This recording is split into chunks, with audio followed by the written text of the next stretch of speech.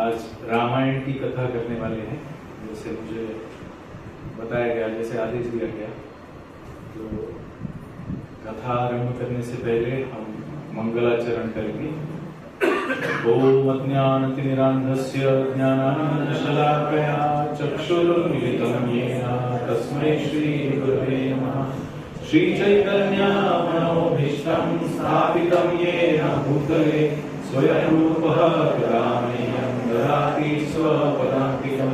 वन्देऽहं श्रीगुरो श्रीयुतपदकमलं श्रीगुरुन् वैष्णवांश्च श्रीरूपं साग्रजातं सहगण रघुनाथान्वितं तं सजीवं साद्वैतं सावधूतं त्वयिजनसहितं कृष्णचैतन्यदेवं श्रीराधा कृष्णपादान् सहगण ललिता श्रीविशाखान्वितांश्च। नमो विष्णुपादाय कृष्णप्रेष्ठाय भूतले श्रीमते भक्तिवेदांत स्वामीति नामिने।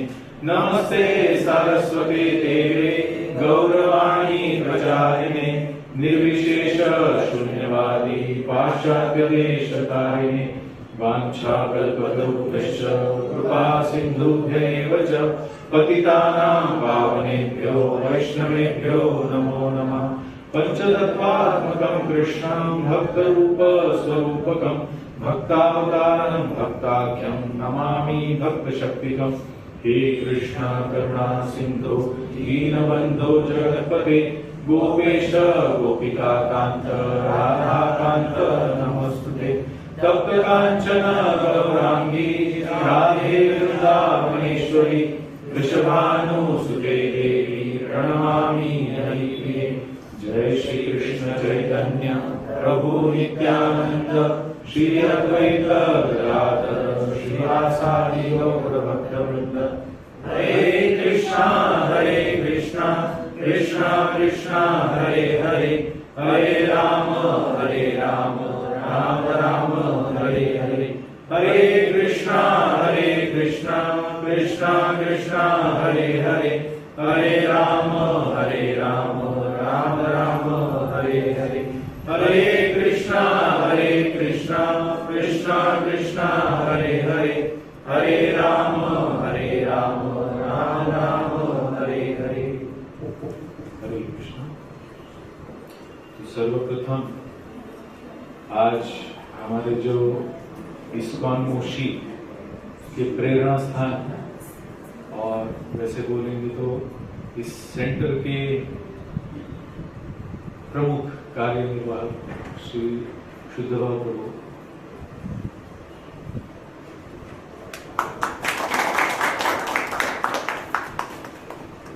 इनके पिताश्री, उनका आज भगवत धाम गमन हो गया, तो उनके लिए हम सब प्रार्थना करेंगे।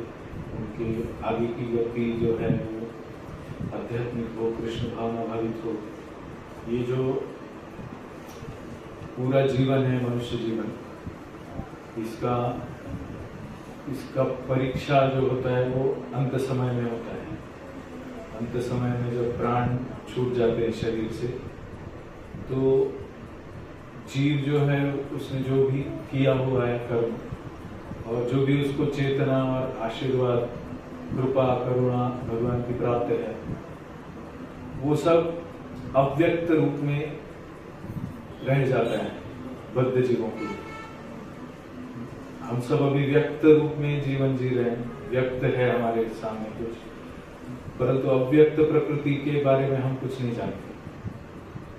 तो व्यक्त प्रकृति में जन्म होने से व्यक्ति आता है और मृत्यु के बाद वो अव्यक्त में चला जाता है। उस अव्यक्त में उसकी चेतना ही उसे आगे का मार्गक्रमण कराती है। उसके ऊपर जो भगवत कृपा है, करुणा है, गुरु का आशीर्वाद है, साधुओं का आशीर्वाद है, साधुओं की सेवा है, वो उसे आध्यात्मिक धाम लेके जाता है। तो वो अंतिम संस्कार है। कल प्रभु जी के पिताश्री का अंतिम संस्कार है, सुबह 8 बजे की बस अंत्य यात्रा और अंतिम संस्कार है। तो आप जो भी आ सकते हैं तो कृपया आप आइए, एक साथ संकीर्तन होता है और फिर अंतिम संस्कार होता है। तो ये व्यक्त से अव्यक्त, अव्यक्त से व्यक्त, इससे छूटना ही मुक्ति कहलाता है। और दिवंगत आत्मा के लिए, उसकी मुक्ति के लिए, उसके भक्ति के मार्ग के लिए प्रार्थना करना हम सब भक्तों का आद्य कर्तव्य है। विशेष करके हमारे सेंटर के प्रमुख ही बोले हैं शुद्ध भाव प्रभु जी, वो हमारे लिए इतना सब कुछ करते हैं। हम आज वो यहाँ पे नहीं, आज उनकी कथा थी, परंतु वो आज यहाँ पे उसकी वजह से नहीं आए। पिताश्री के अंतिम क्षण में वो उनके साथ थे और उसके बाद अभी कल उनका अंतिम संस्कार है। तो हम सब भगवान श्री राधा रमन जी के चरणों में प्रार्थना करेंगे उनके लिए कि उनको आगे की गति, जो विशेष आध्यात्मिक गति ही होगी, इसमें कोई संदेह नहीं, क्योंकि उनके उन्होंने ब्रह्मचारी दिए। ब्रह्मचर्य पालन करने वाली व्यक्ति कलयुग में बहुत ही दुर्मिल, क्या बोलते, दुर्मिल है, रेयर है। तो ये ही उनका प्रमुख सक्सेस है। गृहस्थ का अगर बेटा संन्यास्त हो जाए और आध्यात्मिक मार्ग में, भक्ति मार्ग में हो, तो इस गृहस्थ को और क्या चाहिए। तो ये उनकी सिद्धि है, परंतु उनके लिए प्रार्थना करने से हमारी शुद्धि होगी।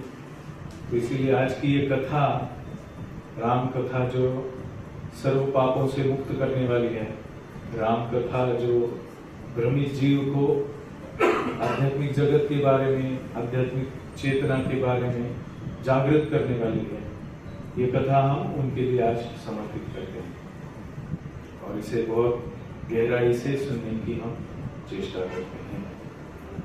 तो रामायण के बारे में ऐसा कहा जाता है, एकैकम अक्षरम पुंसाम महापातक नाशनम। मतलब रामायण का एक एक अक्षर भी महापातक का नाश करता है।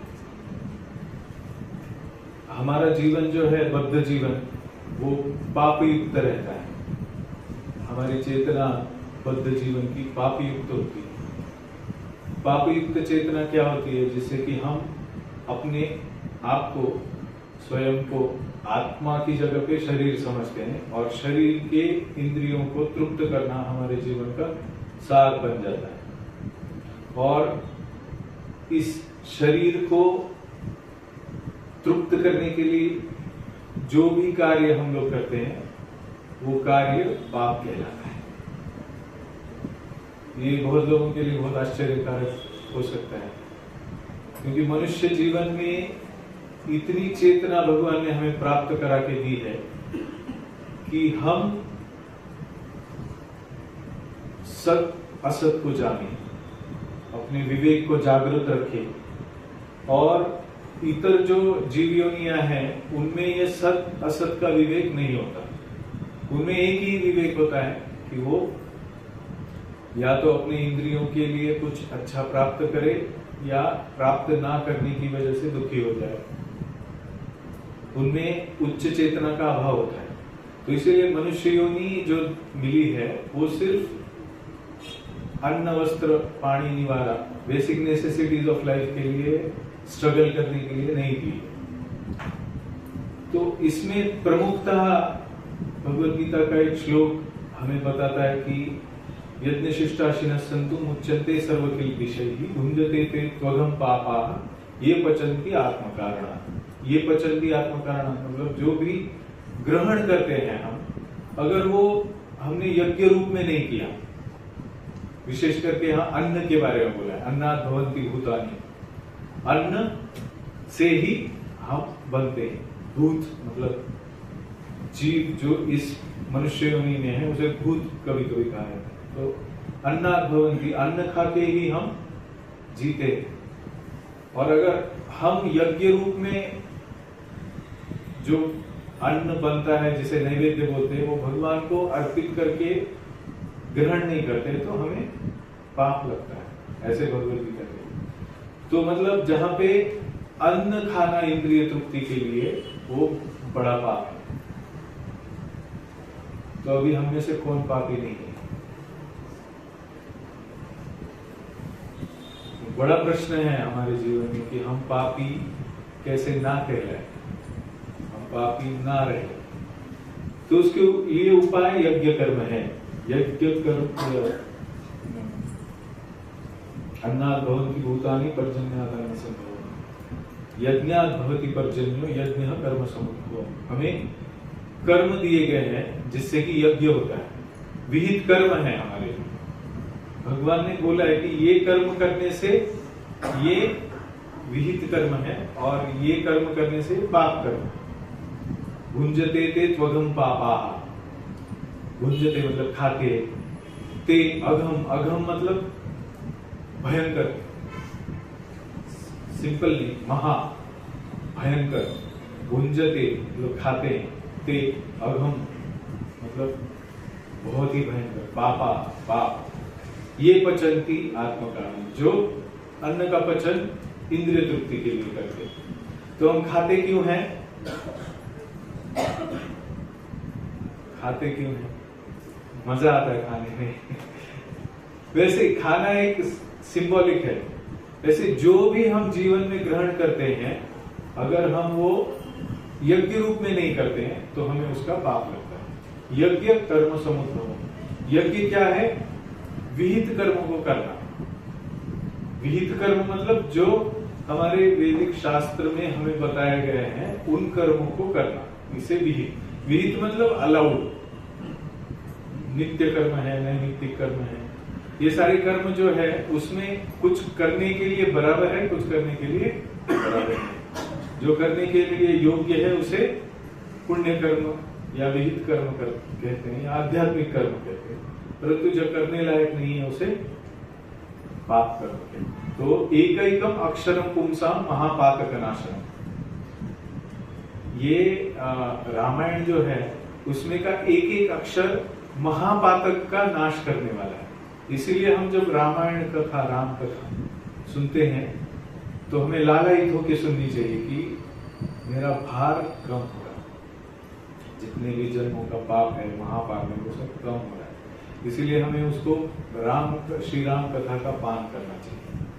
तो अध्यात्म रामायण जो है उसमें ये आता है कि भगवान शिव और पार्वती इनकी चर्चा हो रही, जिसमें माता पार्वती भगवान शिव को पूछती है कि क्या भगवान राम एक सामान्य मनुष्य है या भगवान?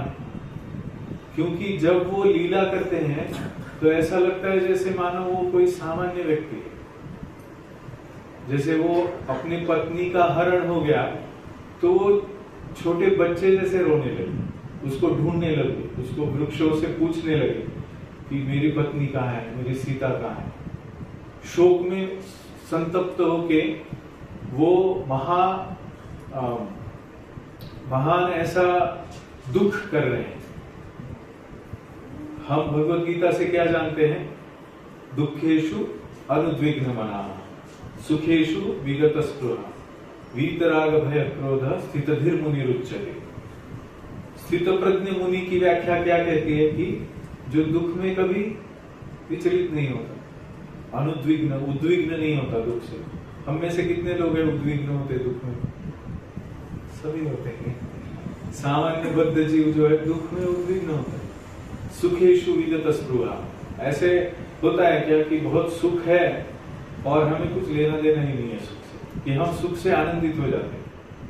हमें जो अनुकूल परिस्थिति प्राप्त होती है उससे हम आनंदित हो जाते हैं, शांत हो जाते हैं, और दुख की परिस्थिति, प्रतिकूल परिस्थिति आने पर हम दुखी हो जाते हैं। तो जो सुख से विचलित नहीं होता या दुख से विचलित नहीं होता वो स्थितधीर मुनि है, एक मुनि है। तो क्या भगवान राम इतने विचलित दिख रहे हैं? क्या वो सामान्य व्यक्ति है? ऐसे कैसे होता है? तो ये प्रश्न भगवान शिव से उन्होंने किया है शुरुआत में, अध्यात्म रामायण के शुरुआत में आता है ये प्रश्न। तो इसमें पार्वती जी इस बालकांड में एक ये प्रश्न पूछती है और वो यह कहती कि यह तो प्रसिद्धि ही है कि अखिल लोकसार श्री रामचंद्र जी की विशुद्ध भक्ति संसार सागर को तरने के लिए सुदृढ़ नौका है।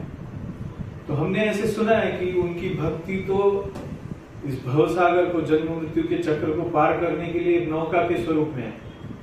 परंतु मेरा ये प्रश्न है कि संसार से मुक्त करने वाली भक्ति ही प्रसिद्धा भव मोक्षणाय नान्यत् ततः साधनमस्ति किंचित।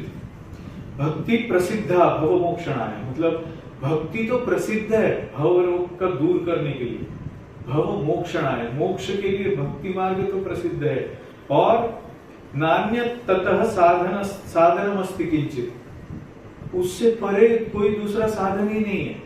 किंचित मतलब थोड़ा भी दूसरा कोई साधन हो नहीं सकता है। भक्ति है जो मनुष्य को तार लेती, जन्म मृत्यु से छुटकारा देती है। तथापि हृत्सशय बंधन में विभेदुम अर्हस्यम लोकिभिस्त्वम, संसार से मुक्त होने के लिए भक्ति ही प्रसिद्ध उपाय है, उसमें उससे श्रेष्ठ और कोई भी साधन नहीं है। तथापि आप अपने विशुद्ध वचनों से मेरे हृदय की संशय ग्रंथि का छेदन कीजिए। क्या संशय है माता का, पार्वती का? क्या भगवान राम एक सामान्य व्यक्ति है? क्योंकि उनकी लीला में ऐसा लग रहा है कि वो तो एकदम सामान्य व्यक्ति है, क्योंकि वो दुख से विचलित हो रहे हैं। तो इसके बारे में भगवान शिव कहते हैं कि भगवान राम परम पुरुष, परम पिता, परमात्मा, साक्षात भगवान है, और उनकी कथा सुनने से, रामायण सुनने मात्र से व्यक्ति मुक्त हो जाता है। तो ऐसा कैसे हो सकता है कि भगवान राम बद्ध जीव, एक सामान्य व्यक्ति है? तो इसलिए हम जब रामायण सुनते हैं तो हमें भगवान राम की लीला उनको भगवान करके समझ के सुननी है, ऐसे नहीं कि वो एक सामान्य व्यक्ति है। तो इसलिए अध्यात्म रामायण ग्रंथ जो है वाल्मीकि कृत, उसमें भगवान के आध्यात्मिक स्वरूप का और तत्व का बोध दिया है। और जो प्रचलित वाल्मीकि रामायण है उसमें भगवान को मर्यादा पुरुषोत्तम करके प्रस्तुत किया। तो कभी कभी मर्यादा पुरुष उत्तम, इसका अर्थ क्या है? जो धर्म मर्यादा को स्थापित करने वाला चरित्र है, ऐसे पुरुष, ऐसे हीरो भगवान श्री राम है।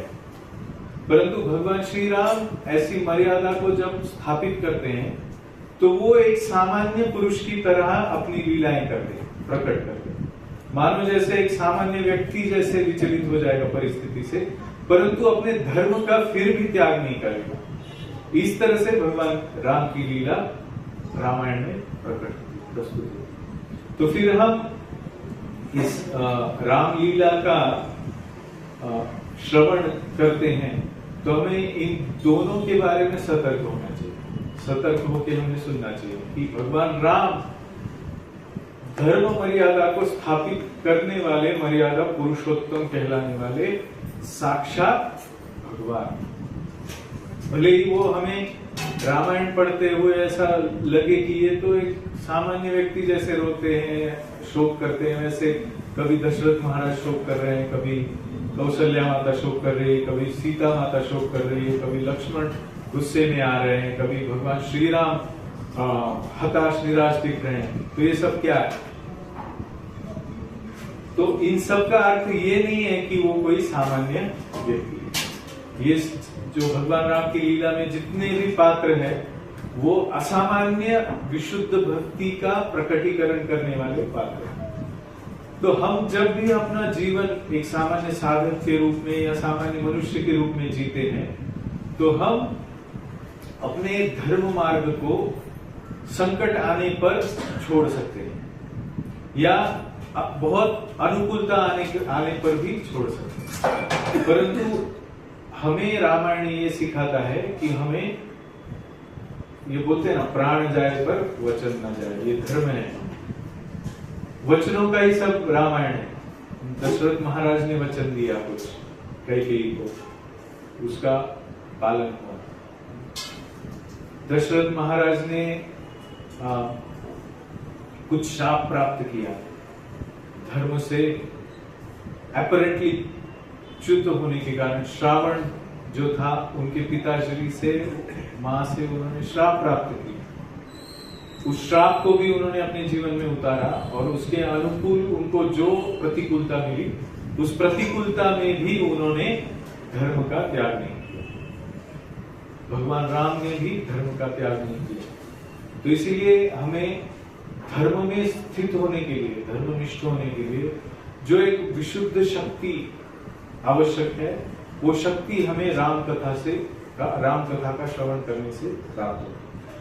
आपको कभी ऐसा प्रतीत हुआ है, कभी ऐसा महसूस हुआ है, कभी ऐसा लगा है बहुत गहराई से कि मैं आध्यात्मिक साधना करना चाहता हूँ, करना चाहती हूँ, मैं आध्यात्मिक मार्ग में स्थित होना चाहता हूँ, मैं आध्यात्मिक सिद्धांतों का पालन, साधना के तत्वों का पालन करना चाहता हूँ, परंतु मेरे इंद्रिय और मेरे मन मुझे हमेशा ही विचलित करते हैं और मेरी बुद्धि जो है वो मेरे में पाप प्रवृत्ति को जागृत करती है।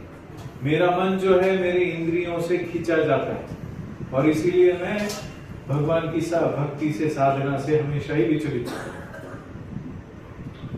तो इसके ऊपर उपाय जो है ये कथा है, विशेष करके राम कथा, रामायण, ये मनुष्य को मनुष्यत्व प्रदान करता है।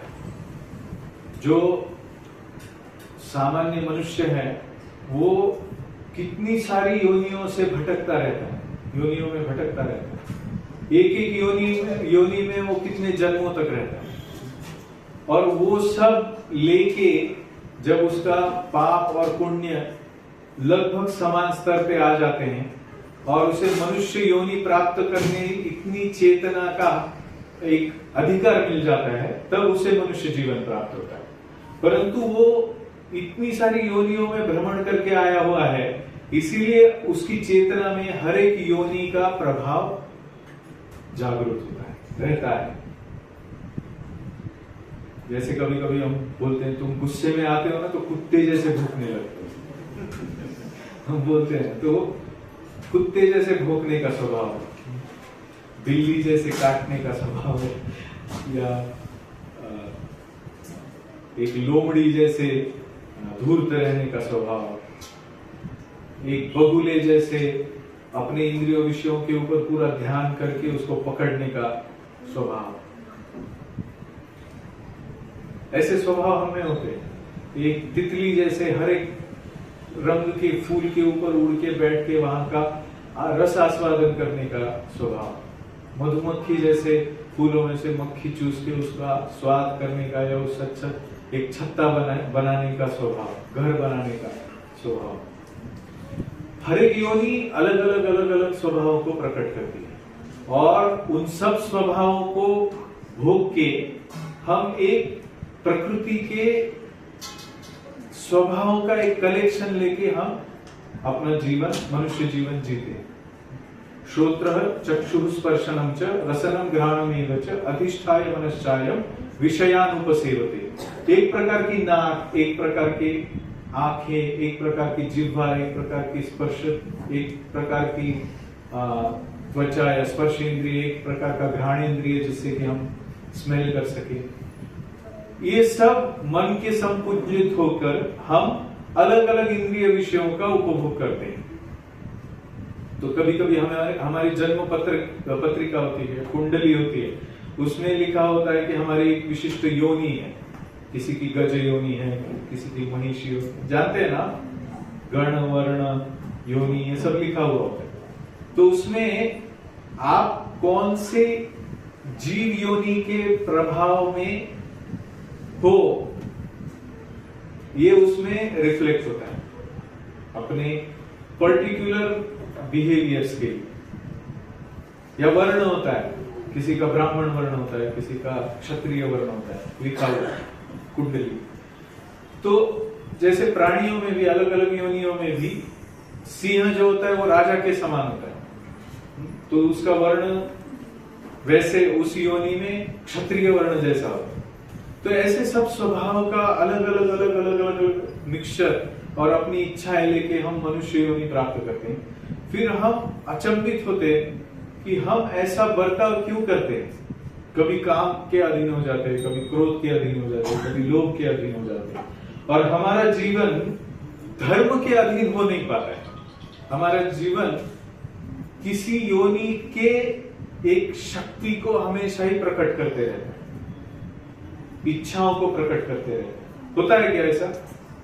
हमारे हृदय में इच्छाओं का मानो एक बड़ा नदी प्रवाह जैसे होता है, वैसे इच्छाओं का प्रवाह आते रहता है, और उस इच्छा के प्रभाव को मैनेज करने के लिए हमें वर्णाश्रम व्यवस्था दी है। तो उस उत्तम वर्णाश्रम व्यवस्था में किस तरह से धर्म का पालन करना है, ये हमारे धर्म ग्रंथ में सिखाते हैं, और विशेष करके हमें उदाहरणों के रूप में, लीलाओं के रूप में हमें कैसे जीवन जीना है धर्मनिष्ठ, इसके बारे में हमें लीलाएं बताती हैं। वैसे रामायण की कथा तो बहुत पुरानी, बिलियंस ऑफ ईयर्स एगो, वो कथा आज भी रिलीवेंट है, क्योंकि हमें हमारे जीवन में जो प्रसंग हमारे ऊपर आते हैं, वो अनुकूल हो या प्रतिकूल, उसमें हमें धर्मनिष्ठ करके अपने कर्तव्यों का निर्वहन किस तरह से करना है, जिससे कि हम भगवत भक्ति को प्राप्त कर सके, ऐसी शुद्ध चेतना को प्राप्त कर सके, जिससे कि हम सारे पापों से मुक्त होके, सारी भौतिक इच्छाओं से मुक्त होके, हम विशुद्ध चारित्र्य को प्राप्त करके, विशुद्ध चेतना को प्राप्त करके, विशुद्ध साधना करके हम हमारा जीवन पूरी तरह से एक समर्पित सेवक के रूप में जिए। तो यहाँ पे रामायण में हम देखते हैं कि सेवा कैसे की जाती है। एक राजा अपनी प्रजा की सेवा कैसे करता है, एक पति अपने पत्नी की सेवा कैसे करता है, एक पत्नी अपने पति की सेवा कैसे करती है, एक माँ अपने बेटे की सेवा कैसे करती है, और अगर कोई अनुकूलता जीवन में हो तो उसे कैसे हैंडल करते हैं, प्रतिकूलता हो तो कैसे हैंडल करते हैं, संकट आ जाए तो उसे कैसे हैंडल करते हैं, उस संकट में हमारी सोच कैसी होनी चाहिए, उस संकट में हमारे एक्शंस कैसे होने चाहिए। तो इसीलिए हम जो सीरियल्स देखते हैं टीवी में, उसमें भी हम लीलाएं देखते हैं अलग अलग, पर वो लीलाएं जो है भले ही हमें कुछ एंटरटेनमेंट दे, भले ही हमें कुछ छोटी मोटी सीख भी दे दे, परंतु उससे जो शुद्धिकरण या अशुद्धिकरण होता है, मोस्टली तो अशुद्धिकरण होता है, उससे ये कथा कंपेयर नहीं होती, रामायण की कथा या कृष्ण कथा, कृष्ण लीला कंपेयर नहीं होती। परंतु हम जैसे उन कथाओं में पूरे जागृत होके उन कथाओं का आस्वादन करते हैं, उसकी जगह पे अगर हम ये आस्वादन करें, फिल्म्स या सीरियल्स या एंटरटेनमेंट, ये सारे जो हैं, ये सारे रस हम बाहर प्राप्त करने की जो हमारी इच्छा होती है, उससे कई गुना बहुत ही विशुद्ध रस हमें इन लीलाओं में प्राप्त होता है। तो इन लीलाओं को जैसे हम इंटरेस्ट लेके कोई मूवी में चिपक जाते हैं, वैसे हमें इंटरेस्ट लेके रामायण को, महाभारत को या भगवत गीता को, चैतन्य भागवत, चैतन्य चरितामृत आदि ग्रंथों को, श्रीमद् भागवतम को हमें बहुत उत्कंठा से सुनना चाहिए। मानो हम वहां है, हम देख रहे हैं। इससे क्या होता है कि हम ऐसे भगवान के या भगवान की लीला में जो भक्त है उनके संपर्क में आते हैं कि उस संपर्क से हम विशुद्ध होने लगते। हमारा हृदय हम जहां पे लगाते हैं, वहां से हम वो जो विषय है या वस्तु है, चाहे व्यक्ति है या किसी की चेतना है, हम अपने आप को जिस वस्तु, विषय, व्यक्ति, चेतना, एनवायरनमेंट से जोड़ते हैं, हम उसी से प्रभावित होके उसी चेतना से भारित हो जाते हैं। जब हम रामायण में घुस जाते हैं, रामायण कथा में अपने आप को भूल जाते हैं, तो हम रामायण के पात्रों के साथ जीवन जी सकते हैं। ऐसे कुछ महान भक्त हुए हैं, जैसे राजा कुलशेखर। वो राजा थे, परंतु राज्य करते करते उनका पूरा जीवन रामायण में ही चलता था। वो सुनते थे रामायण, तो मानो वो रामायण का एक पात्र, रामायण देखने वाली वहां पर उपस्थित एक व्यक्ति बन जाते थे। तो अगर हम रामायण को इस भाव से सुनेंगे तो हमें साक्षात भगवान राम का संग मिलेगा। साक्षात राम हमारे साथ, भगवान राम हमारे साथ उपस्थित होते। तो इसीलिए ये कथा बहुत ही विशुद्ध और बहुत ही पवित्र करने वाली है, पाप नाश करने वाली। पाप क्या होता है? एक तो होता है कि पाप जो है हमने किया है उसका फल, उसे भी पाप है, और जो हमारी प्रवृत्तियां हैं उसे भी पाप है। तो ये सारी प्रवृत्तियां जो हमारी बहुत कठिन है, हम देखते हैं ना, कभी कभी किसी की निंदा करने की प्रवृत्ति होती है। वो निंदा करना, उसके लिए ना करना बहुत कठिन हो जाता है। वो जानता है निंदा नहीं करनी चाहिए, फिर भी वो निंदा करते बैठता है। उसका मन निंदा की ओर आकर्षित होता है और वो उसे रोक नहीं पाता। कोई कामुक व्यक्ति है, वो काम भावना को रोक ही नहीं पाता। कोई क्रोधी व्यक्ति है, वो क्रोध को रोक ही नहीं पाता। जानता है फिर भी रोक नहीं पाता। क्यों? क्योंकि उसका प्रभाव जो है वो हमारे पूर्व पापों की वजह से वो प्राप्त किया हुआ प्रभाव है। तो ऐसे सारे प्रभाव जो है, ये जो षड्रिपु हम बोलते हैं, ये सारे षड्रिपु पाप के, क्या बोलते हैं उसके, डैकोइड्स बोलते हैं हमारे महाराज। हमारे भक्ति मार्ग के जो भी हम साधना करके जो भी प्राप्त करते हैं, उसे चुरा के लेके जाने वाले बहुत सारे डैकोइड्स, चोर, डाकू, डकैत हमारे मार्ग पे खड़े रहते हैं। और हम जो भी साधना से, भक्ति से प्राप्त करने की इच्छा करते हैं और उसके लिए साधना करते हैं, वो साधना तुरंत ही ये डैकोइड्स लेके जाने के लिए छुपे हुए रहते हैं। तो आपको क्या लगता है कि चोर किसके पीछे ज्यादा लगता है? डकैत किसके पीछे, डाकू किसके पीछे ज्यादा लगेगा? किसके पीछे ज्यादा लगेगा? हाँ, जिसके पास ज्यादा है। महाराज एक प्रवचन में कहते हैं कि अगर जेल की अथॉरिटीज को कुछ भनक लग गई कि जेल में से कोई एक कैदी जो है ना, वो छूटने के लिए कुछ प्लान कर रहा है। क्या बोला मैंने? जेल में कैदी है, जेल के अथॉरिटीज को कहीं से भनक लग गई कि कुछ तो इसका कॉन्स्पिरेसी चल रहा है, कुछ ये एक ऐसा प्लान कर रहा है कि यहां से उसको निकलना है। तो जेल की अथॉरिटीज क्या करती है? उस पर ज्यादा ध्यान रखती है। उसी प्रकार माया हमारे ऊपर ज्यादा ध्यान रखती है। जब हम साधन करके, साधना से नाम रत्न, नाम चिंतामणि कृष्ण चैतन्य रस विग्रह, नाम रस प्राप्त करने के लिए हम ज्यादा शुरू करते हैं अपनी साधना। हम अपनी साधना से कुछ आध्यात्मिक धन को प्राप्त करते हैं, तब जाके ये डैकोइड्स हमारे ऊपर टूट पड़ते हैं। तो इसीलिए जितने हम साधक तीव्र बनेंगे, उतनी तीव्रता से हमें सत्संग करना पड़ेगा। रामायण, महाभारत, लीला, कहते हैं ना कि किसका संग करे, साधक किसका संग करे, तो हमें भगवान राम का संग उपलब्ध है। भगवान राम का संग क्या है? विशुद्ध मर्यादा पुरुषोत्तम, उत्तम उत्तम पुरुषस्तु अन्य परमात्मेति उदारता, यो लोकत्रयमाविश्य बिभर्ति अव्यय ईश्वर। अव्यय ईश्वर वो पुरुषोत्तम भगवान, अव्यय अच्युत, अनादि अनंत रूपम। अच्युत म्हणजे जिसका कभी भी अधपतन नहीं होता।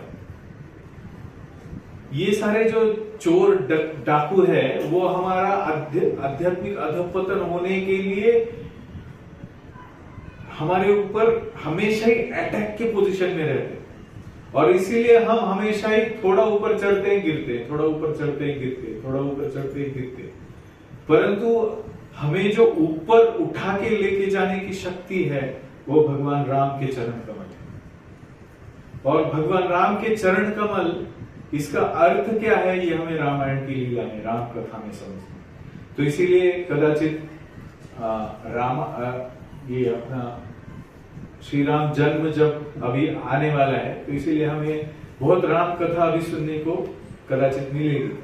शुद्ध बाबा प्रभु जी ने कुछ प्लान किया, इसीलिए मुझे आज भी बोला कि रामायण के बारे में आप शुरुआत करो, आप बोलो।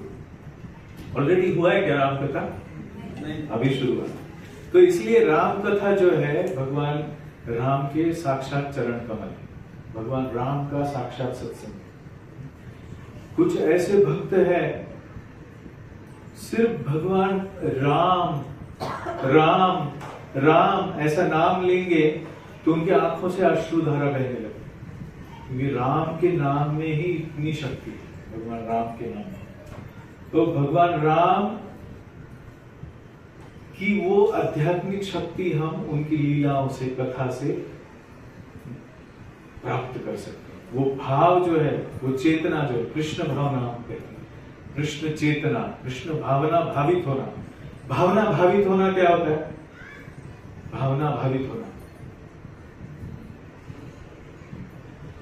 हम जब किसी को रोते हुए देखते हैं तो हमें भी रोना आता है, भावना भावित हो जाते हैं।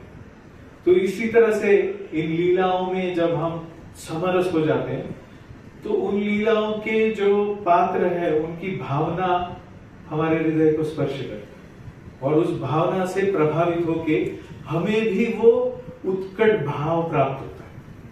तो इसलिए कृष्ण भावना भावित होना, ये भगवान की लीलाओं का दर्शन करके हम कर सकते हैं। तो कृष्ण भावना भावित होने के लिए ये कथाएं अमृत के समान है, ये बोरिंग नहीं है। कभी कभी आजकल जब हम बाहर के जगत में उल्लेख देखते हैं, बहुत निगेटिव उल्लेख करते हैं लोग कभी कभी, है कि नहीं? चलो इसकी रामायण शुरू हो, ऐसे कहते, तो ये बहुत ही डीमीनिंग है। तो ये हमारे विकृत चेतना में कभी कभी ऐसे शब्द बैठ जाते हैं, और इसीलिए हम रामायण बताना शुरू कर दिया, ऐसे बहुत हमारे चेतन। ये सारे शत्रु है, ये सारे डाकू है। इसीलिए जैसे ही ऐसे हृदय में हो, अरे रामायण क्या पता है, रामायण की कथा किसको पता नहीं है, ऐसा हमें लगता है। कितने लोग हैं रामायण की कथा ही पता नहीं है?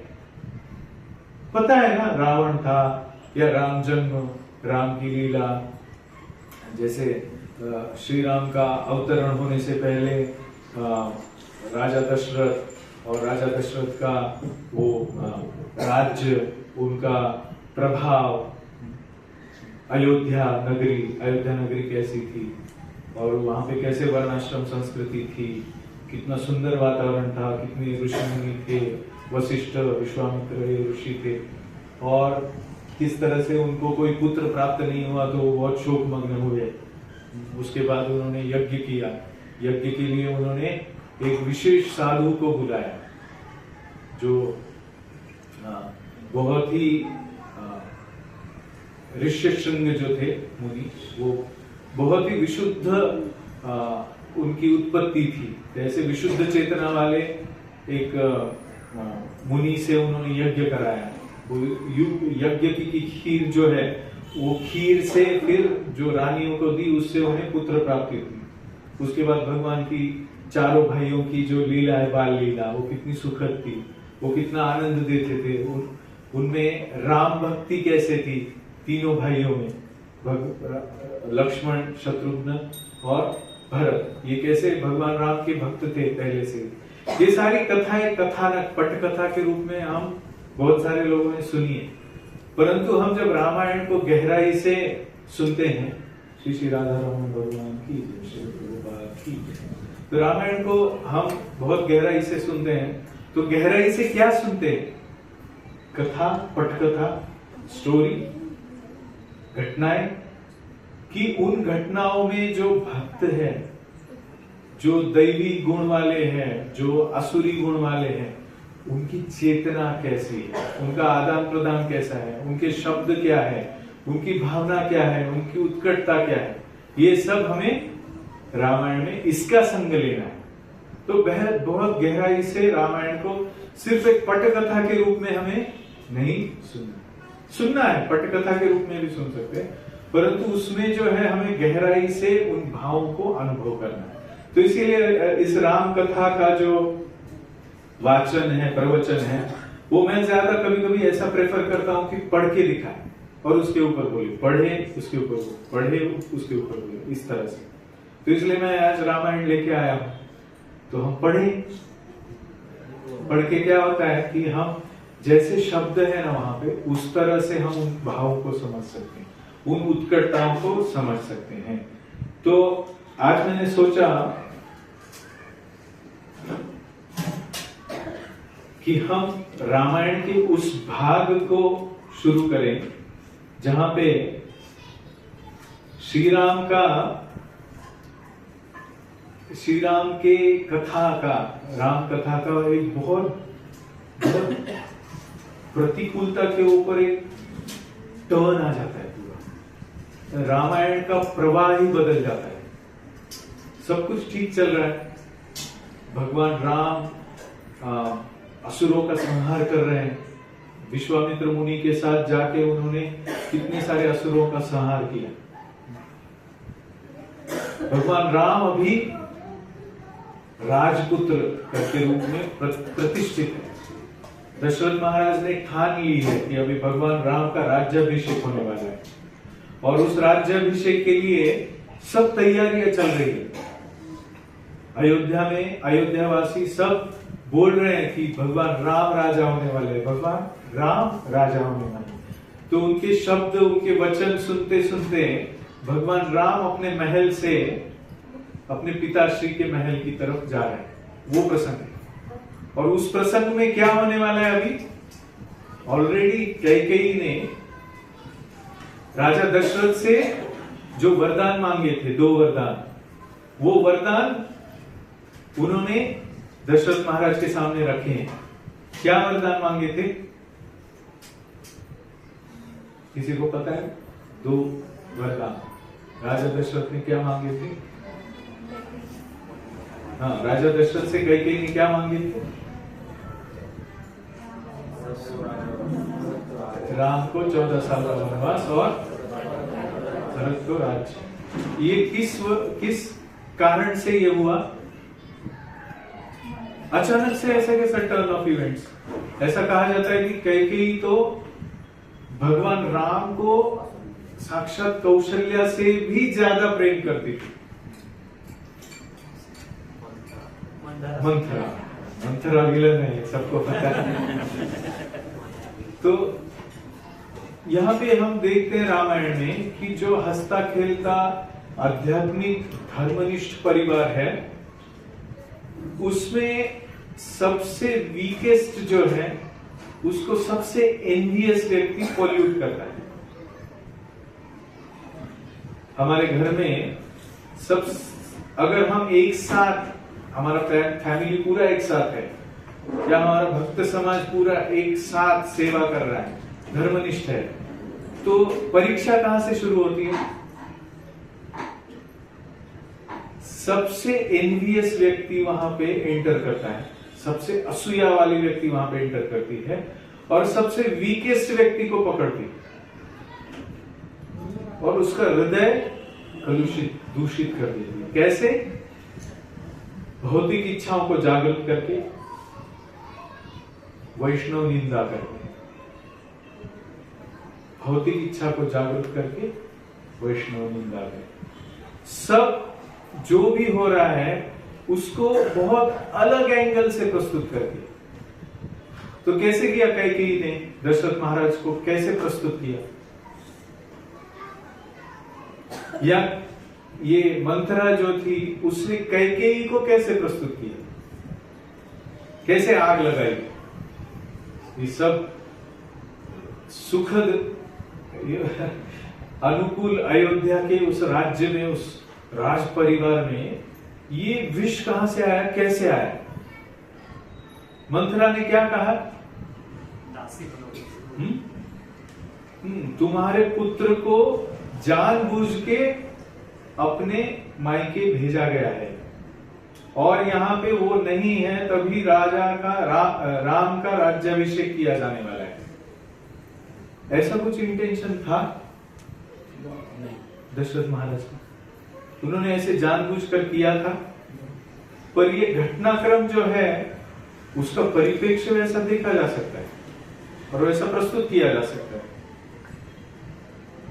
तो हम जब अपने कुटुंब परिवार में, अपने भक्त समाज में या किसी भी अपने क्लोज्ड वंस बोलेंगे हम, अपने क्लोज सर्कल में, हम जब दूसरे के बर्ताव को हम किसी कलुषित नजर से देखते हैं, कलुषित भावना से, कलुषित चित्त से देखते हैं, तो हमें जो दिखने वाली चीजें हैं वो हमें बहुत ही दूषित चेतना में लेके जा सकते। हमको प्रूफ मिलेगा, सबका सब प्रूफ रहेगा हमारे पास, हम उसको प्रस्तुत भी करेंगे वैसे, मेरे पास प्रूफ है, ऐसा आपने किया ही क्यों है, आपने ऐसे ही किया। ऐसे हम क्यों बोलते हैं? क्योंकि हम परमात्मा नहीं है। क्या हम सही में जानते हैं इंटेंशन क्या है? नहीं जानते हैं। कभी कभी पत्नी पति को बोलती है, मुझे पता है आप ऊपर ऊपर से बोल रहे हो, पर आपके हृदय में ऐसा भाव है, मानो वो पत्नी परमात्मा बन चुकी है। या पत्नी को पति बोलता है, मुझे पता है तुम ये ना, तुम्हारे हृदय में ऐसी ईर्ष्या है, इसीलिए तुम ऐसा करती। मेरी माँ के साथ तुमने ऐसा बर्ताव क्यों किया, मुझे पता है, क्योंकि तुम्हारे हृदय में ईर्ष्या है, तुम्हारा भाव बराबर नहीं है, तुमने जो किया ना वो जानबूझ के उस भाव से किया। तो ये शुरुआत है। मराठीत म्हणतात ठिणगी टाकणे, जाळून टाकणे, सगळं अवघाची संसार सुखाचा करीन तो दुखाचा करीन। तो सारा दुख की शुरुआत ये है। ऐसा कहा जाता है कि ब्राह्मण जो है ना, सबसे सर्वोच्च बिहेवियर या सबसे सर्वोच्च धर्म उसका होता है। धर्म के नियम जो है वो ब्राह्मण के लिए सबसे ऊंचे होते हैं, उससे एक्सपेक्टेशन बहुत हाई होता है, क्योंकि उसका चारित्र्य, कैरेक्टर सब बहुत अच्छा होना चाहिए, उसके गुण बहुत अच्छे होने चाहिए, उसका कर्तव्य करने की शक्ति उसकी बहुत विशुद्ध होनी चाहिए। ऐसा बोलते हैं कि जो ब्राह्मण निंदा करता है वो ब्राह्मण नहीं रह पाता। उसी तरह से आगे जाके जो भी अपने अपने स्तर पे निंदा करने लगता है वो पूरा वातावरण दूषित करता है। इसीलिए असत संग त्याग यही वैष्णवाचार, ऐसे भगवान चैतन्य बोलते हैं, असत का संग का त्याग करना ये वैष्णवों का आचार है। तो हमें जितना सत्संग हमें शुद्ध करता है उतना ही फास्ट असत्संग हमें अशुद्ध करता है। लव मात्र साधु संग सर्व सिद्धि है। थोड़ा लव मात्र के लिए भी साधु संग करे तो सिद्धि हो जाती है, और लव मात्र असाधु संग भी उतना ही भयानक दूषित कर सकता है। इसीलिए असत्संग से बचने के लिए सत्संग करना आवश्यक है। तो ये असत्संग जो है वो कैसे विष की तरह फैलता है, और होत्याचं नव्हतं झालं म्हणतो ना आपण।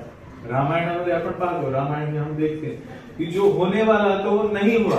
क्या होने वाला था?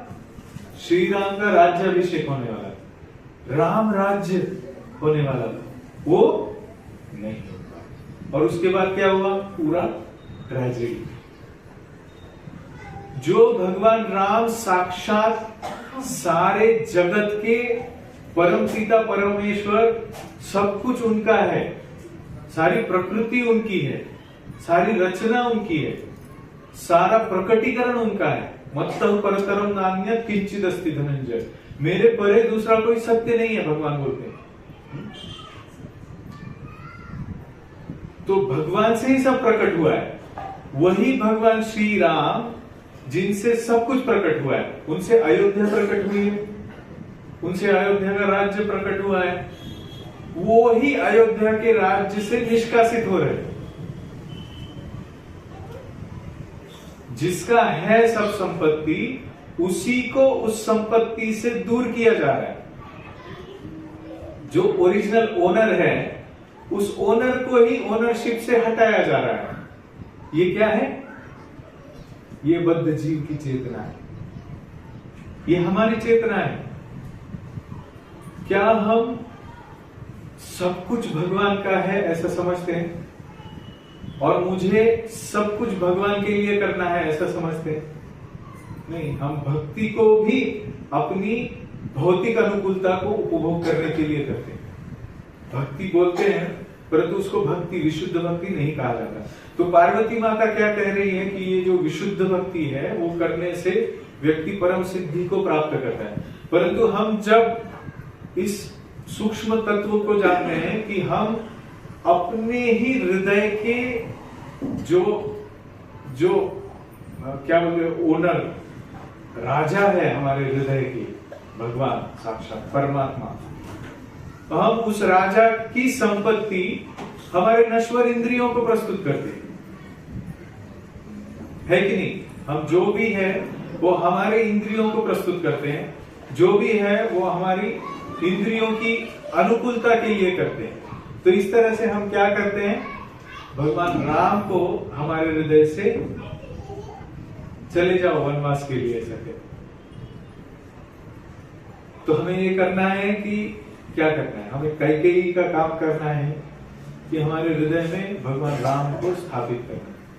तो ये जब श्री राम कैकेयी से पिता के चिंतित होने का कारण पूछते हैं और कैकेयी का कठोरता पूर्वक अपने मांगे हुए वरों का वृत्तांत बताकर श्री राम को वनवास के लिए प्रेरित कैकेयी करती है, वो प्रसंग है। तो ये जो प्रसंग है हमारे हृदय की कठोरता को प्रस्तुत करता है। तो इसको हम देखेंगे। महल में जाकर श्री राम ने पिता को कैकेयी के साथ एक सुंदर आसन पर बैठे देखा। वे विषाद में डूबे हुए थे, उनका मुंह सूख गया था और वे बड़े दयनीय दिखाई देते थे। तो यहाँ पे क्या है, दशरथ महाराज को राम का राज्य चाहिए और कैकेयी को राम का राज्य नहीं चाहिए, राम को निकालना है। ऊपर ऊपर से कौन दुखी है? ऊपर ऊपर से कौन दुखी है?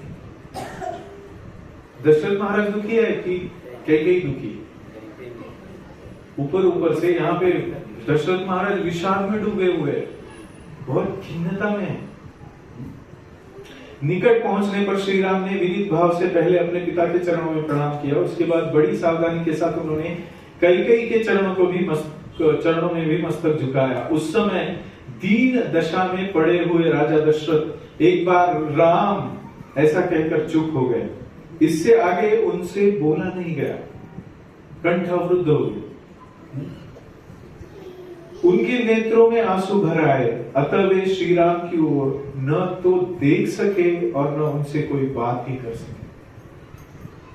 तो ये चित्त है, ये हृदय है दशरथ महाराज का। राजा का वह अभूतपूर्व भयंकर रूप देखकर श्री राम को भी भय हो गया, मानो उन्होंने पैर से किसी सर्प को छू दिया हो। कितनी सुंदर उपमा दी है। अगर हमने यहाँ पे रास्ते में सर्प को छू दिया तो हम क्या, करंट लगने जैसा एकदम भयांकित हो जाएंगे। सामने सर्प देखा तो यहाँ पे मच्छर क्या मच्छर नहीं, क्या कॉकरोच देखा तो लोग नाचने लगते हैं। भयंकर विषधारी सर्प देखा तो क्या हो। तो इस तरह से राम को भी एकदम भय लगने लगा। राजा की इंद्रियों में प्रसन्नता नहीं थी, वो शोक और संताप से दुर्बल हो रहे थे, बारंबार लंबी सांसें भरते थे तथा उनके चित्त में बड़ी व्यथा और व्याकुलता थी। वे ऐसे दिखते थे मानो तरंग मालाओं से ऊपर लक्षित अक्षोभ्य समुद्र क्षुब्ध हो उठा हो, सूर्य को राहु ने ग्रस लिया हो अथवा किसी महर्षि ने झूठ बोल दिया हो। राजा का वह शोक संभावना से परे था। उस शोक का क्या कारण है, यह सोचते हुए श्री रामचंद्र जी पूर्णिमा के समुद्र की भांति अत्यंत विक्षुब्ध हो उठे। पिता के हित में तत्पर रहने वाले परम चतुर श्री राम सोचने लगे कि आज ही ऐसी क्या बात हो गई जिससे महाराज मुझसे प्रसन्न होकर बोलते नहीं हैं। और दिन तो पिताजी कुपित होने पर भी मुझे देखते ही प्रसन्न हो जाते थे, आज मेरी ओर दृष्टिपात करके उन्हें क्लेश क्यों हो रहा है। तो इस तरह से श्री राम देख रहे हैं अवस्था की दशरथ महाराज का। आगे वो पूछते हैं, देवी मैं सच्ची बात पूछता हूँ, बताओ किस कारण से महाराज के मन में आज इतना विकार या संताप है। इनकी ऐसी अवस्था तो पहले कभी नहीं देखी गई थी। महाराज भगवान राम पूछ रहे, तो महात्मा श्री राम के इस प्रकार पूछने पर अत्यंत निर्लज्ज कैकेयी बड़ी ढिठाई के साथ अपने मतलब की बात इस प्रकार बोली। तो राम महाराज कुपित नहीं है और न इन्हें कोई कष्ट ही हुआ है। इनके मन में कोई बात है जिसे तुम्हारे डर से ये कह नहीं पा रहे हैं। कैसे मिसरिप्रेजेंट कर रही है। एक्चुअली दशरथ महाराज पूरे व्यथित क्यों हैं? भगवान राम का विरह होने के लिए व्यथित है, पर वो कैसे बता रही है कि इनके मन में कोई ऐसी बात है जो वो बताना नहीं चाहते। तुम इनके प्रिय हो, तुमसे कोई अप्रिय बात कहने के लिए इनकी जबान नहीं खुलती, किंतु इन्होंने जिस कार्य के लिए मेरे सामने प्रतिज्ञा की है उसका तुम्हें अवश्य पालन करना चाहिए। इन्होंने पहले तो मेरा सत्कार करते हुए मुझे मुंह मांगा वरदान दे दिया और अब ये दूसरे गवार मनुष्यों की भांति उसके लिए पश्चाताप करते हैं। तो यहाँ पे सीधा सीधा ये दशरथ महाराज को गवार कह रहे थे। अगर कोई स्त्री अपने पति को इस तरह से झूठा आरोप करके उसकी मर्यादा का उल्लंघन करती है, वो तो उसके धर्म का अधःपतन शुरू हो जाए। पत्नी के लिए पति गुरु माना गया है। कोई अपने गुरु को गवार कहेगा क्या? गवार का अर्थ क्या होता है? जिसको कोई ज्ञान नहीं है। और गुरु कौन होते हैं? ज्ञान की साक्षात मूर्ति होती है। तो ये निर्लज्ज कैकेयी, जैसे यहाँ पे व्यास मुनि लिखे, ये निर्लज्ज लज्जा नहीं है। तो आगे बहुत कुछ है इसमें से। राम सत्य ही धर्म की जड़ है, यह सत्पुरुषों का भी निश्चय है। कहीं ऐसा न हो कि ये महाराज तुम्हारे कारण मुझ पर कुपित होकर अपने उस सत्य को ही छोड़ बैठे। जैसे भी इनके सत्य का पालन हो वैसा तुम्हें करना चाहिए। तो यहाँ पे धर्म के नियमों को कौन बता रहा है? कैकेयी बता रही है। डेविल कोट्स द बाइबल ऐसे कहते हैं। आपने सुना है devil quotes the Bible? Devil मतलब असुर, असुरी प्रवृत्ति। कोट्स मतलब बताता है। ज्ञान कौन सा? बाइबल का। उसी प्रकार से अर्थात कैकेयी माता का भी एक लीला है, उसका भी कुछ बैकग्राउंड है, परंतु यहाँ पे वो प्रस्तुत कर रहे हैं उस लीला में कि हम कभी कभी धर्म का आश्रय लेते हैं दूसरों को धर्म सिखाने के लिए, पर हम स्वयं पूरा अधर्म कर रहे हैं। सेलेक्टिवली हम दूसरों का उपयोग करने के लिए वहां पे उसको धर्म की सीख देते हैं कि देखो धर्म ये है, ऐसा करना चाहिए तुम्हें, और स्वयं धर्म को पालन नहीं करें। यदि राजा जिस बात को कहना चाहते हैं वह शुभ हो या अशुभ, तुम सर्वथा उसका पालन करो, तो मैं सारी बात पुनः तुमसे कहूंगी। तो इस तरह से वो कहती है,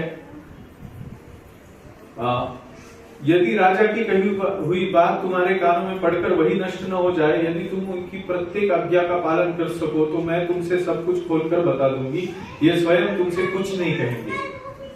तो इस तरह से वो राजा दशरथ को मानो चुप करा रही है ताकि वो उसे कह सके और एक कंफ्यूजन बना सके। राजा दशरथ और भगवान श्री राम के बीच में जो प्रेम है, वो प्रेम कहीं आड़े ना आ जाए, इसके लिए भी सेटिंग चल रहा है। वो कुछ नहीं बोल पाएंगे। उनको तो अंदर से मैंने एक अपने वाक बाणों से और इस धर्म संकट से उनकी बोलती बंद कर दी। अभी वो कुछ नहीं बोलेंगे, अभी मैं बोलूंगी।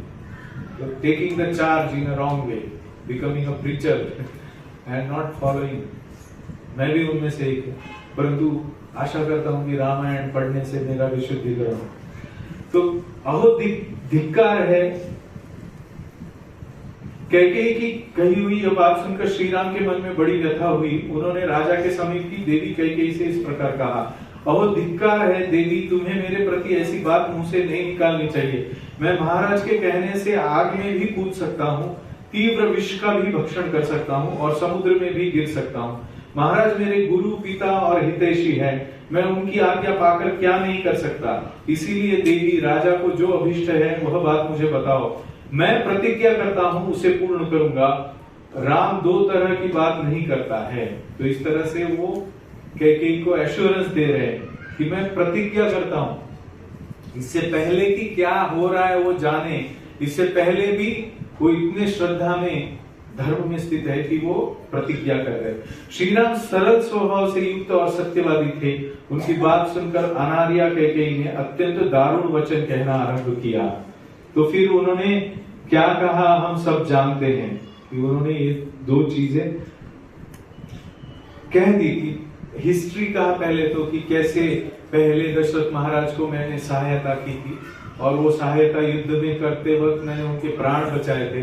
तो प्राण बचाने के बाद उन्होंने प्रसन्न होके मुझे ये दो वरदान दिए थे, जिसमें से ये दो वरदान मैं इस तरह से मांग रही हूं। तो वो कहती है कि रघुनंदन राजा ने तुम्हारे लिए जो यह अभिषेक का सामान जुटाया है, यह सबके द्वारा यहाँ भरत का अभिषेक किया जाए और तुम इस अभिषेक को त्याग कर 14 वर्षों तक दंडकारण्य में रहते हुए जटा और चीर धारण करो। बस इतनी ही बात है, बस इतना ही, मतलब नॉट अ बिग डील। क्या है, कुछ भी नहीं। तो ऐसा करने से तुम्हारे वियोग का कष्ट सहन करना पड़ेगा। यह सोचकर महाराज करुणा में डूब रहे हैं। इसी शोक से इनका मुख सूख गया है और इन्हें तुम्हारी ओर देखने से का साहस नहीं हो रहा है। इतनी सी चीज मैंने मांगी, इतनी सी बात है और इनका रिएक्शन देखो, कितना इतना ये कर दिया, उसका बात का बतंगड़ बना दिया। तो ये कठोर हृदय का प्रतीक है। व्यक्ति जब बहुत पापी होता है तो उसका हृदय कठिन, कठोर होने लगता है। वो दूसरों के प्रति करुणा का भाव नहीं रखता। वो अपनी चीजें जो है ऐसे प्रस्तुत करता है, मानो मेरा क्या, मैं छोटा सा, तो तुम कितना बड़ा कर रहे हो उसको। और एक घर को तोड़ना, एक पति को ऐसा उल्टा सीधा कहना, एक पति का अपमान करना, एक राजा उसका अपमान करना, एक राम राज्य को रोकना, ये सारी गंभीरताएं दशरथ महाराज के हृदय में है, भगवान श्री राम के हृदय में। तो जो आध्यात्मिक या ये स्वच्छ शुद्ध चेतना से धर्म पालन करने की जो भी विधियां हैं, जो भी विधान है, जो भी कर्म है, वो सारे कर्म ना करने से एक धर्मनिष्ठ आत्मा को बहुत दुख होता है। अगर वो अपना नित्य कर्म ना कर पाए, नित्य साधना न कर पाए, नित्य सत्संग न कर पाए, नित्य लीला श्रवण न कर पाए, नित्य नवविधा भक्ति न कर पाए, अपना वर्णाश्रम नियोजित उचित कर्म ना कर पाए, तो उसका हृदय जलता है दुख से। परंतु एक दुष्ट पापी व्यक्ति जो होता है, उसे उसमें कुछ सीरियसनेस नहीं होता, उसे कुछ नहीं लगता है धर्म करने में। इसीलिए यहाँ पे निर्लज्ज शब्द प्रस्तुत किया है। तो कैकेयी के इस प्रकार कठोर वचन कहने पर भी ये बहुत महत्वपूर्ण है। इतीव तस्याम परशुम वदन्त्या न चैव रामः प्रविवेश शोकम प्रविव्यथे चापि महानुभावो राजा च पुत्रम व्यसनाभितप्तः। ये बहुत सुंदर है। जो जब हमारे जीवन में ऐसा परिस्थिति आता है, हम धर्मनिष्ठ रह के विशुद्ध जीवन जीना चाहते हैं, परंतु हमारे आसपास जो व्यक्ति है, हमारे आसपास जो परिस्थिति है, हमारे ऊपर जब ऐसे संकट आते हैं, जब हम घोर प्रतिकूलता को प्राप्त करते हैं, तो उस समय हमें कैसे रहना चाहिए, ये मर्यादा पुरुषोत्तम भगवान श्री राम यहाँ पे सिखा रहे हैं। तो ये श्लोक सार है कि हम कैसे ऐसे परिस्थितियों को हैंडल करते हैं। क्या भगवान राम भड़क नहीं सकते थे? उनको सीधा कहा गया तुम निकलो इधर से, पर इतनी सी बात नहीं कर सकते क्या? और ये तो हार चुके हैं, इनमें कोई सामर्थ्य नहीं है। एक स्त्री के लिए पुरुष में सामान्य रूप से अगर सामर्थ्य नहीं है तो स्त्री की घृणा का पात्र बनता है। अगर एक पुरुष पति अपने पुरुषार्थ को नहीं कर पाता है तो वो हमेशा ही पत्नी से घृणा प्राप्त करते रहते हैं। तो अगर कोई पुरुषार्थ करने वाला धर्मनिष्ठ राजा दशरथ जैसा राजा है और वो अगर ऐसी बात सुनता है तो उसके हृदय में बहुत बड़ा विषाद दुख होता है। धर्म से उसको नीचे खींचने के लिए इस तरह से ब्लैकमेल किया जाता है तो उसके लिए वो बहुत दुख का कारण बनता है। परंतु ये सब दिख रहा है, क्या भगवान राम साक्षात धर्म पुरुष नहीं है? साक्षात धर्म के मूर्तिमंत रूप नहीं है? इतना बड़ा अधर्म हो रहा है सामने, परंतु भगवान राम का रिएक्शन क्या है? तो यहां पे वो रिएक्शन दिया है, कैकेयी के इस प्रकार कठोर वचन कहने पर भी श्री राम के हृदय में शोक नहीं हुआ, परंतु महानुभाव राजा दशरथ पुत्र के भावी वियोग जनित दुख से संतप्त एवं व्यथित हो। तो धर्म पालन करने वाला साधक जो है वो इससे एक शक्ति को प्राप्त कर सकता है, एक डायरेक्शन को प्राप्त कर सकता है। तो रिएक्शन कैसे होना चाहिए बहुत महत्वपूर्ण है। रिएक्शन कैसा होना चाहिए? तो रिएक्शन यहाँ पे भगवान राम क्या है? दो है रिएक्शंस, महत्वपूर्ण शब्द है। एक, वो शोक, उनको शोक नहीं हुआ, हृदय में शोक नहीं हुआ, परंतु वो संतप्त और व्यथित हुए।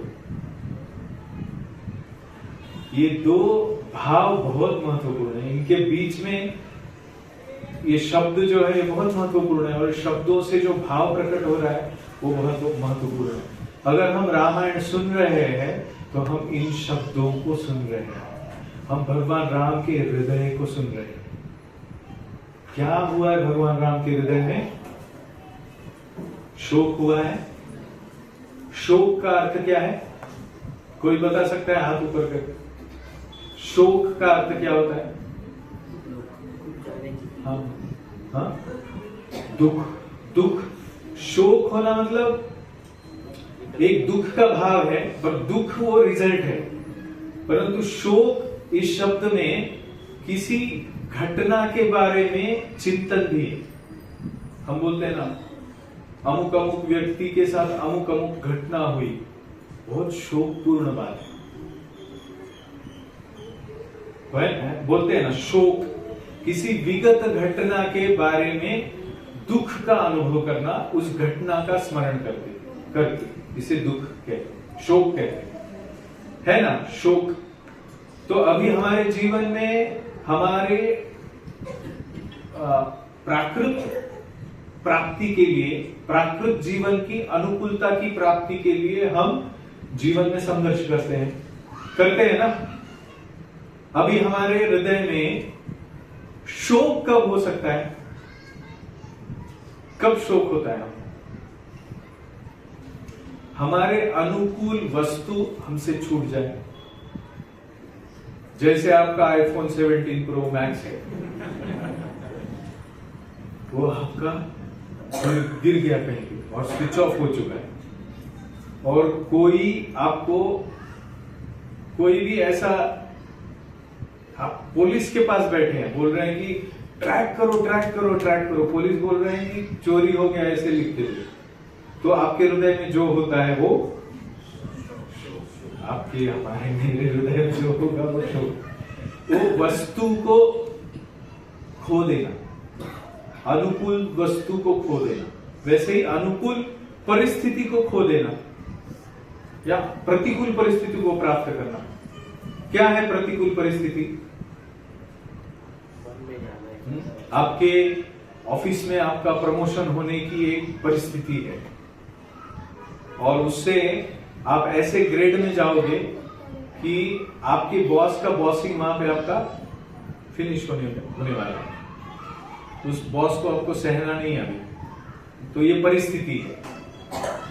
उस परिस्थिति में अगर आपका प्रमोशन ना हो तो आपको क्या होता है? उसे शोक है। हाय हाय, मैंने इंटरव्यू में ये ऐसा प्रश्न का उत्तर मैं नहीं दे पाया, इसे शोक। हाय हाय, मैंने ऐसी भूल कैसे की कि मैंने मेरे मोबाइल की तरफ ध्यान नहीं दिया। दुख है, पर किसी पास्ट चीज की वजह से दुख है, उसे शोक है। तो ये सब हमें अनुभव करना है कि मैं शोक कहां करता हूं, किस परिस्थिति में करता हूं, किस वस्तु के वियोग से मुझे शोक होता है। वैसे ही व्यक्ति के वियोग से शोक होता है। झगड़ा होता है, पत्नी कहती है मुझे 1 मिनट नहीं रुकना है घर में, मैं चली। तो पति, अरे रुको रुको रुको रुको, नहीं नहीं नहीं, चलिए घर, मायके चलिए, फोन भी नहीं उठा रहे। यहां पे वो पति क्या होता है? शोक मगन। अरे अरे, मैंने ऐसा क्यों बोल दिया, अरे अरे, ऐसा झगड़ा क्यों हो गया। इसे क्या कहते हैं? वस्तु नहीं, व्यक्ति को, व्यक्ति के प्रति, व्यक्ति से उद्भूत होने वाला शोक। तो यहां पे शोक के कारण क्या है भगवान राम के? अरे अरे, राज्य जाने वाला है, अरे अरे अरे, राज सिंहासन गया, अरे अरे अरे, मैं इस राज्य में, अयोध्या नगरी में, इतनी सुंदर नगरी में रहता था, अभी मैं वनवास जा रहा, वन में रहना पड़ेगा। आपने कभी देखा है वन रात को? मैंने एक एक्सपेरिमेंट किया था। एक बार मैं गाड़ी चलाते हुए शहर से बहुत दूर किसी घाट में, घाट होता है ना, घाट में गया। सोचा यहाँ पे एक क्षण के लिए रुक के देखते हैं, लाइट्स गाड़ी का स्विच ऑफ करके देखते। आप देखो करके, थोड़ा सेफली आपको पता चलेगा कि वन में रात क्या होती है। निर्जन जगह पे एक पिच डार्क, एकदम वहां पे कुछ भी नहीं दिखाई दे रहा है। ऐसी जगह पे जाना क्या होता है। और रामायण के काल में भगवान राम को एकदम अनुकूल परिस्थिति से, अयोध्या नगरी के सुखों से, भगवान राम कौन है? ऐसी करोड़ों अयोध्या नगरी जिनसे प्रकट हो सकती है एक निमिष में, एक विचार से ऐसे करोड़ों ब्रह्मांड जिनसे उत्पन्न हो सकते हैं, ऐसे सारे ब्रह्मांडों के नायक भगवान राम हैं। उनको अपनी छोटी सी प्रॉपर्टी से हकाला जा रहा है। हम भगवान राम को तो कभी कभी, इतने सारे लोग राम के बारे में इतना अपप्रचार करते हैं कि ये सीता माँ को कैसे छोड़ दिया, जबकि लव कुश थे उनके गर्भ में, उनको ऐसे कैसे रास्ते में छोड़ दिया भगवान राम। किसी एक व्यक्ति का ऐसे ही चुगली सुनकर उन्होंने इतना बड़ा कैसा त्याग किया, ये कोई ऐसा बराबर है? बहुत भगवान राम की निंदा होती है। ये तो सामान्य से अति सामान्य, बहुत गलत है ये कैसे भगवान हो सकते, ऐसे लोग होते हैं। परंतु क्या ये देखते हैं वो कि उनके हृदय में एक थोड़ा भी शोक नहीं हो? तो ये हृदय में शोक ना होना, ये हमारा प्रैक्टिस है।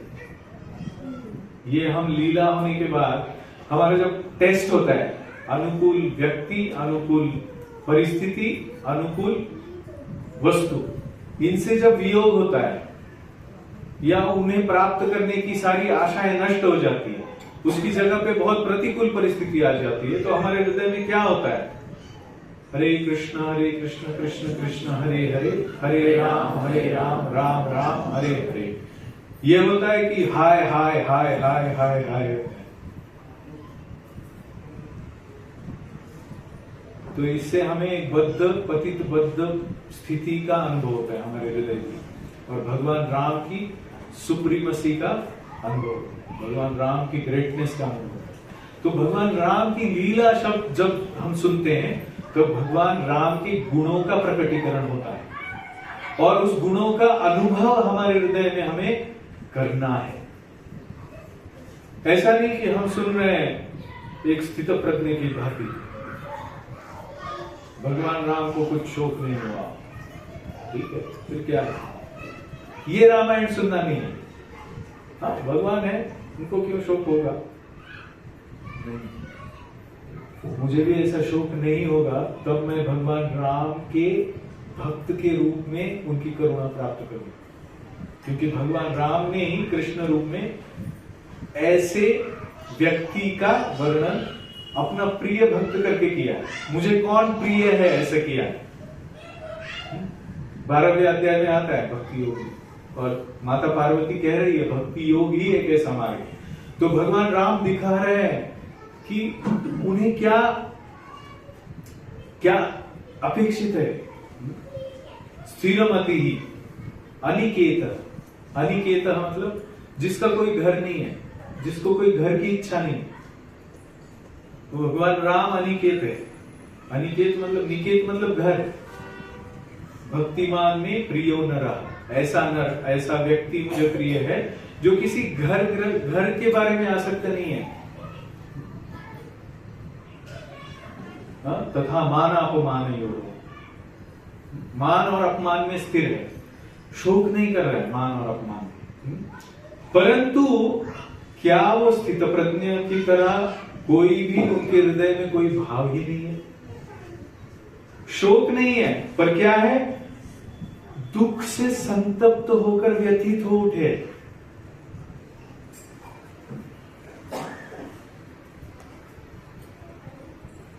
और उसका कारण क्या है? क्या लिखा है यहां? प्रविव्यथे चापि महानुभावो राजा च पुत्र व्यसनाधितप्तः। परंतु महानुभाव राजा दशरथ पुत्र के भावी वियोग जनित दुख से संतप्त एवं व्यथित हो उठे। मतलब भगवान राम, राजा दशरथ, ये एक दूसरे के वियोग से संतप्त हो उठे। भगवान राम राजा दशरथ के वियोग से संतप्त हो उठे। भगवान राजा दशरथ भगवान राम से वियोग होने से संतप्त, दुखी हो। तो इसलिए भले ही वस्तु हाथ से निकल जाए, भले ही व्यक्ति निकल जाए, भले ही परिस्थिति कुछ हो, हमें शोक संतप्त नहीं होना। परंतु सत्संग छूट जाए तो हमें संतप्त, दुखी होना। ऐसा नहीं है मैं स्थित प्रज्ञ बन गया तो आज सत्संग में नहीं जाते, मुझे कुछ फर्क नहीं पड़ता है, सत्संग हो ना हो, मैं एक स्थित प्रज्ञ व्यक्ति। ऐसा नहीं, मुझे किसी वैष्णव के वियोग से मेरा हृदय शोक दुख से संतप्त हो जाना चाहिए। किसी वैष्णव के साथ आदान प्रदान न होने से, टूटने से मुझे दुख होना चाहिए। मुझे सेवा में सब कुछ लगाना है। अगर कहीं पे भाव होता कि ये राज्य जो है ये मैं अपने इंद्रियों के लिए कर रहा हूं, तो यहां पे व्यथित होने की शंका थी, ये थी परिस्थिति थी, या वैसी चेतना थी। परंतु अगर राज्य सबकी सेवा करने के लिए है तो उसमें कोई शोक नहीं, उसको खोने में कुछ शोक नहीं है, वैयक्तिक कुछ शोक नहीं है। यहाँ पे जो शोक है वो पूरी तरह से आध्यात्मिक है। श्री राम सारे भौतिक और आध्यात्मिक जगत के स्वयं रचयिता है,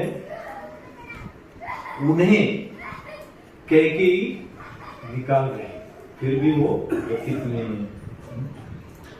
वह अप्रिय तथा मृत्यु के समान कष्टदायक वचन सुनकर भी शत्रुसूदन श्री राम व्यथित नहीं हुए। उन्होंने कैकेयी से इस प्रकार कहा,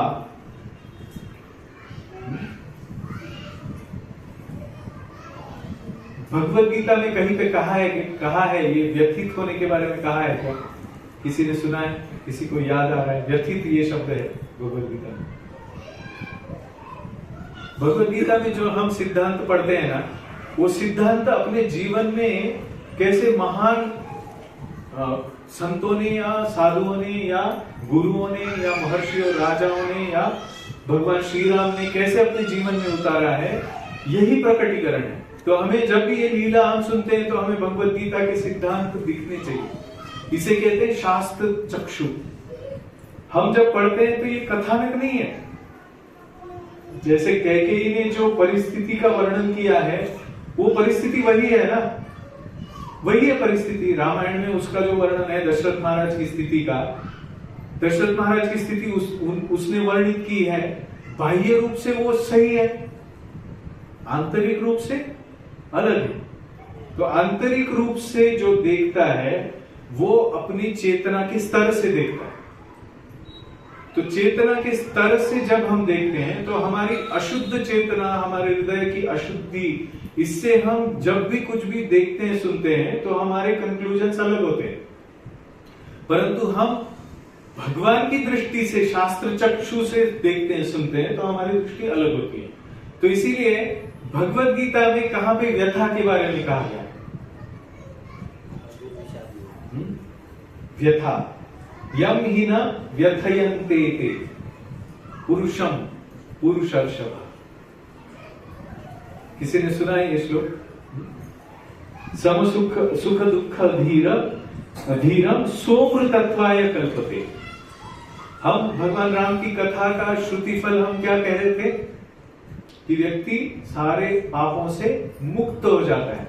पापों से मुक्त होकर वो किसे प्राप्त करता है? मुक्ति को प्राप्त करता है। मुक्ति मतलब अमरत्व। सो अमृतत्वाय कल्पते। कौन? अमृत तत्व को, अमरण को, जन्म मृत्यु से मुक्ति को कौन प्राप्त कर सकता है? यम ही न व्यथयन्ते ते, जो व्यथित नहीं होता। पुरुषम पुरुषर्षभ। ऐसा पुरुष जो कभी भी ऐसी परिस्थिति से व्यथित नहीं होता। सम सुख दुख धीरम, जो सुख और दुख में समानता से उसमें रहता है और धीर रहता है। सोमृतत्वाय कल्पते, वो अमृत तत्व को। अमृत तत्व कौन है? भगवान राम, भगवान कृष्ण अमृत तत्व है। तो वियोग, दशरथ महाराज का वियोग किनसे हो रहा है? अमृत तत्व से हो रहा है, इसलिए वो व्यथित है। और भगवान राम कौन है? परम पुरुष। यम ही न व्यथयन्ते ते पुरुषम भरतर्षभ। पुरुष, तो एक पुरुष जो कभी भी व्यथित नहीं होता सुख दुखों से, वो अमृत तत्व को प्राप्त करता है। तो जो अमृत तत्व स्वयं है वो क्यों व्यथित होंगे? और ये लीला यहाँ पे वह प्रकट करती है कि ये ऐसे, ये कोई सामान्य व्यक्ति नहीं है, ये परम पुरुष है। और परम पुरुष होके भी वो किसी भी परिस्थिति में शोक संविग्न नहीं होते, शोक संतप्त नहीं होते। मां बहुत अच्छा, ऐसा ही हो, ये कोई सार्केस्टिक स्टेटमेंट नहीं है। ठीक है, अच्छा है, ऐसा ही हो, ऐसा स्टेटमेंट नहीं है। तुम कहती हो ना, तुम कहते हो ना, ठीक है, इसमें अच्छा है ना, ठीक है, मान लिया, अच्छा है। ऐसा नहीं। कैसा है? मां तुम कहती हो ठीक है, अच्छा है, ऐसा है। बहुत बड़ा फर्क है। बहुत, मतलब ये जितना कहना आसान है उतना करना आसान है। ये टेस्ट है, हमारे जीवन के टेस्ट है। कभी कभी हम हमारे घर में ही जो भक्त है, बाहर तो हम दिखाने के लिए भक्तों के साथ हाँ जी प्रभु जी प्रभु जी प्रभु, हमारे घर में भक्त है उनके साथ हाँ ठीक है, क्योंकि हमारा हृदय शुद्ध नहीं है। परंतु यहाँ पे देखिए, महाराज की प्रतिज्ञा का पालन करने के लिए जटा और चीर धारण करके वन में रहने के निमित्त अवश्य यहाँ से चला जाऊंगा। परंतु मैं यह जानना चाहता हूँ कि आज दुर्जय तथा शत्रुओं का दमन करने वाले महाराज मुझसे पहले की तरह प्रसन्नतापूर्वक बोलते क्यों नहीं है? परम पूज्य राधानाथ स्वामी महाराज कहते हैं, वस्तु व्यक्तियों को प्रसन्न करने के लिए, व्यक्ति वस्तुएं प्राप्त करने के लिए नहीं। ये बेसिक फॉलो करें हम रिलेशनशिप्स में अपने। क्या हम वस्तुएं क्यों संग्रहित करते हैं? एक पति नवविवाहित पति पत्नी में एक पति जो भी घर में वस्तु लाता है उसका उद्देश्य क्या होना चाहिए? पत्नी को संतुष्ट करना। एक पत्नी जो भी वस्तु लाती है या जो भी कुकिंग करती है, वो कुकिंग किस लिए कर रही है? वस्तुएं पति को प्रसन्न करने के लिए। क्या ऐसा है होटल से मुझे चिली पनीर चाहिए आज, आपको समझना चाहिए था, मैंने आपको मैसेज किया, आप खाली हाथ लौट आए, बस झगड़ा जोरदार। ऐसा ही होता है ना, हम इच्छित वस्तु प्राप्त करने के लिए व्यक्तियों को उपयोग में लाते हैं, और हमारे झगड़े का कारण हम देखे सूक्ष्मता से बहुत बार ये समझ में आता है कि हम वस्तुओं के लिए व्यक्ति से नाता तोड़ रहे हैं, व्यक्तियों को वस्तु प्राप्त करने के लिए उपयोग में ला रहे हैं। ऐसा नहीं हो रहा है कि हम वस्तुओं को व्यक्ति को प्रसन्न करने के लिए उपयोग में ला रहे हैं। तो यहां पे ये सब ठीक है। ये राज्य क्या है? एक वस्तु है। वन में जाना क्या है? एक परिस्थिति है। उन सब में क्या होना चाहिए? महाराज प्रसन्न होने चाहिए, राजा प्रसन्न होना चाहिए, एक पिता प्रसन्न होना चाहिए, पर ये दुखी क्यों है? ये भाव। और फिर बोल रहे हैं कि शत्रुओं का दमन करने वाले दुर्जय। दुर्जय मतलब जिसके ऊपर कोई जय प्राप्त नहीं कर सकता, बहुत कठिन है उनको हराना। नॉर्मली मैंने जैसे कहा कि पति पत्नी में पति अगर पुरुषार्थ करने वाला नहीं है तो पत्नी की निंदा का कारण बनता है। यहां पे कैकेयी जो है अपने पति की निंदा कर रही है, तो वो उनको कह रहे हैं धर्मनिष्ठ महाराज जो दुर्जय है, अतिशय बलशाली है, पराक्रमी है, शत्रुओं का दमन करने वाले हैं, ऐसे पुरुषार्थ करने वाले महाराज आप उनके बारे में ऐसा कह रही है कि उनको ऐसा चाहिए, परंतु वो अपने मुंह से कह नहीं पा रहे।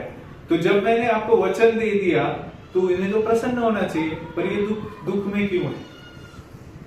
कितना समय है? हो गया क्या? हो गया ना? अरे सॉरी, कैसे टाइम चला गया पता ही नहीं चला। तो आगे कथा में आता है कि किस तरह से भगवान राम मान जाते हैं और किस तरह से आगे भाव प्रकट होते हैं। राजा दशरथ कैसे उनको वियोग होता है, कैसे वो प्राण त्याग करते हैं, ये सारी भावनाएं बहुत उत्कट है। तो यहाँ पे कथा में तो हम एक आध पेज, एक दो चार डायलॉग पढ़ सकते हैं, परंतु हमें ये सब अपने जीवन में बहुत गहराई से अनुभव करने के लिए रेगुलरली राम कथा, कृष्ण कथा पढ़ते रहने चाहिए, श्रवण करते रहने चाहिए। हरे कृष्ण। हरे प्रभुपाद की जय, भगवान श्री राम की जय। अनंत कोटि वैष्णव।